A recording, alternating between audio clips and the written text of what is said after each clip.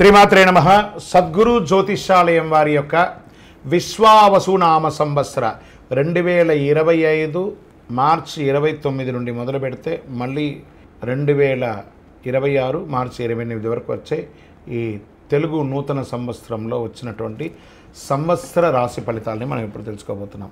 ప్రతి ఒక్కరికి ఏముంటుందంటే, గురుగారు నాకు ఎలా ఉండబోతుంది ఈ సంవత్సరం, నాకు ఆరోగ్యం ఎలా ఉంటుంది, నాకు ఐశ్వర్యం ఎలా ఉంటుంది, నా వ్యాపారం ఎలా ఉంటుంది, నాకు ఉద్యోగం ఎలా ఉంటుంది, నాకు అసలు ఉద్యోగం వస్తుందా రాదా, నాకు వివాహం అవుతుందా అవదా, నాకు సంతానం కలుగుతుందా కలగదా, నా వ్యాపారం అభివృద్ధి అవుతుంది, నేను విదేశాలకి వెళ్తానా వెళ్ళనా, ఎన్నో ప్రశ్నలతో కూడినటువంటి ఆ ప్రశ్నలకు సమాధానమే ఈ గోచార గ్రహస్థితి.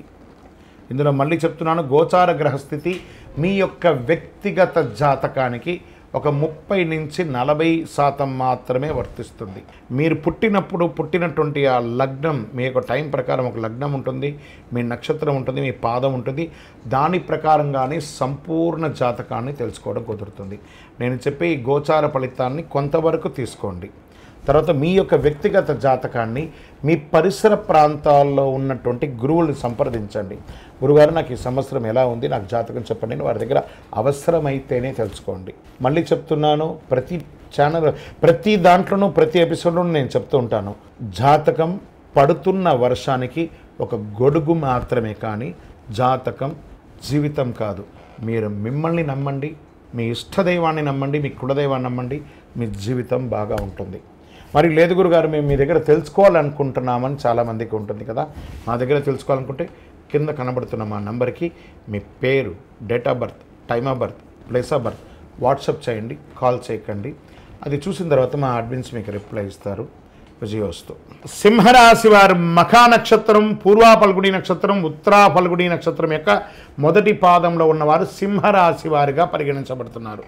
మీకు ఈ యొక్క విశ్వావసునామ సంవత్సరం శుభాశుభ ఫలితాలు ఎలా ఉన్నాయంటే, ఈ సంవత్సరం అంతా శని సప్తమ స్థానం అష్టమ రాశులు యందు సంచరించడంచే అనుకూలుడు కాదు. సింహరాశి వారికి ఇది కొంచెం రెడ్ బెల్ అని కూడా చెప్పచ్చు. జాగ్రత్తగా ఉండవలసినటువంటి సంవత్సరం. ఆరోగ్యపరంగా జాగ్రత్త తీసుకోవాలి. ఏదైనా శస్త్రచికిత్స అయ్యే అవకాశాలు మెండుగా ఉన్నాయి. లేదా ఒక్కసారి మీరు డాక్టర్ దగ్గరికి వెళ్ళి ఓవరాల్ మాస్టర్ చెకప్ ఒక్కసారి చేసుకోండి. ఫస్ట్ ఆరోగ్యం గురించి మాట్లాడుతున్నాను, జాగ్రత్తగా ఉండాలి. నెక్స్ట్ వ్యాపారస్తుల దగ్గరికి వస్తున్నా. ఈ వ్యాపారస్తులు కొత్త నిర్ణయాలు, ఏ నిర్ణయాలు తీసుకోకండి, ఉన్నదే జాగ్రత్తగా కాపాడుకోండి. మీరు చేసే ప్రతి ప్రయత్నంలోనూ ఇబ్బంది కలిగే అవకాశాలు చాలా ఉన్నాయి. ఉద్యోగస్తులు మీరు ఎక్స్పెక్ట్ చేస్తున్నటువంటి ప్రమోషన్స్ రాకపోగా అపనిందలు అయ్యే అవకాశాలు బాగా కనబడుతున్నాయి. ఇది స్త్రీ పురుషులు ఇరువురికి కూడా వర్తిస్తుంది. విద్యార్థులు చాలా కష్టపడాలి. రాజకీయ నాయకులకైతే ప్రజాక్షేత్రంలో చాలా అవమానాలు పొందే అవకాశాలు ఉన్నాయి.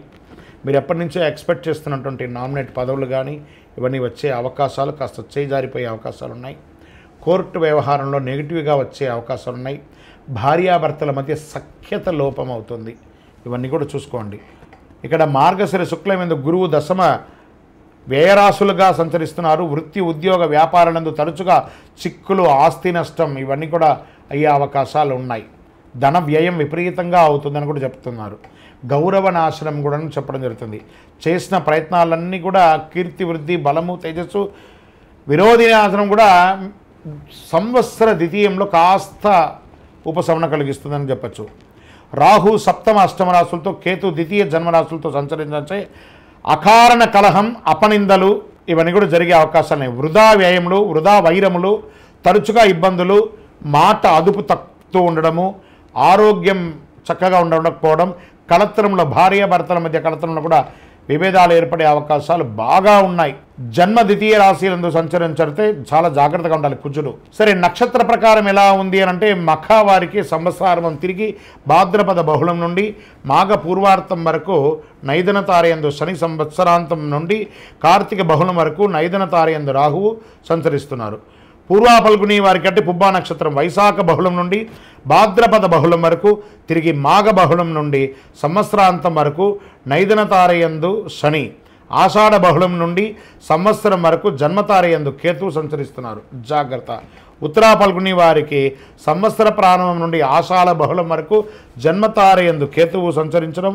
మొత్తం మీద ఈ సంవత్సరము రాహుకేతు కుజువులకి మీరు ఖచ్చితంగా శాంతి చేసుకోండి. ఇందులో కొంతమందిని చెప్పడం జరుగుతుంది, ఈ యొక్క కొత్త ఇండస్ట్రీస్ స్టార్ట్ చేయాలనుకున్న వాళ్ళకి కాస్త వెయిట్ చేయండి. మీకు ఇష్ట దైవాన్ని ప్రార్థన చేయండి. చక్కగా వెంకటేశ్వర స్వామి వారిని ప్రార్థన చేయండి, లేదా వీలుంటే ఒకసారి తిరుపతికి వెళ్ళి కాలునడకగా వెళ్ళి స్వామివారికి నమస్కారం చేసుకొని రండి. మీ యొక్క లక్కీ నెంబర్ 9 అని కూడా చెప్పవచ్చు. మీకు ఉపయోగించే కలర్ బంగారు మరియు పసుపు రంగు మీకు చాలా కలిసి వస్తుందని కూడా చెప్పడం జరుగుతుంది. మీ యొక్క వయస్సు ఎంత ఉందో అన్ని దీపాలను మీ ఇష్టదైవం కులదైవం దగ్గర ప్రార్థన చేసుకొని వెలిగించండి. అతి శక్తివంతమైనటువంటి కరుంగాలి మాలను ధరించండి. ప్రత్యేకించి సింహరాశి మిత్రులారా, మీరు ఈ సంవత్సరం జాగ్రత్తగా ఉండవలసినటువంటి సమయం.